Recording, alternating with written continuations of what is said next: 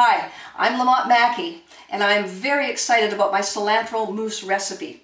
It only has 6 ingredients. Use the food processor and it's done.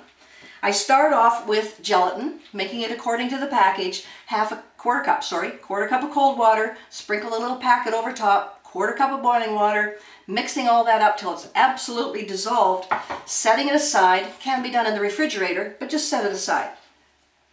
Then ingredients, we can start with the processor.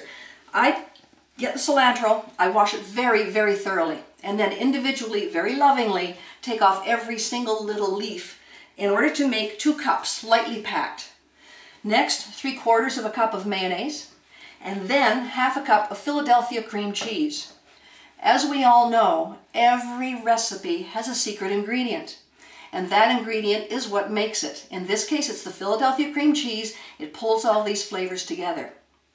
Once that's in, I add, it's a medium-sized garlic clove. What I've done, I had a large one, I just trimmed it to get it down to medium because you don't want any one flavor to overpower the others. It's very important. Then jalapeno pepper. You'll notice I've removed the membrane and the seeds. We don't want a lot of heat, a little bit of heat, and again, nothing overpowering any other ingredient. So that goes into the processor as well.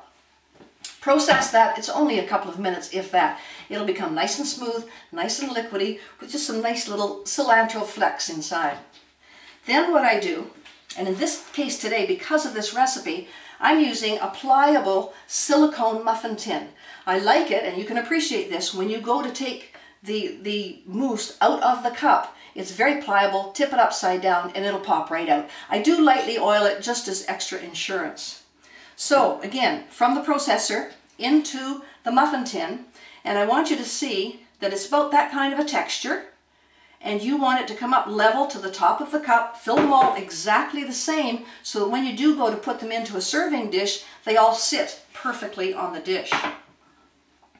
Now the fun part about this is showing you what you can do for your guests. What I did was, I took a separate cup and I made one, a slightly larger cup, slightly larger serving, and you could use a fancy cup that would have some sort of design or something on it, so that when you turn it upside down, you'll have the design in your cilantro mousse. So that's what I did as an individual serving. And I think that's a nice size. That's a nice size as an appetizer.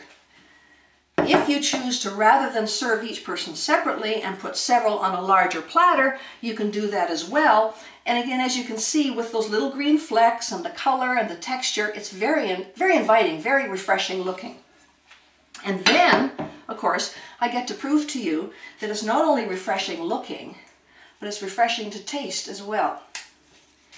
This, when you put it in your mouth, you can imagine those flavors coming together. They're all melding together. The Philadelphia cream cheese is just pulling them in, holding the other ones down.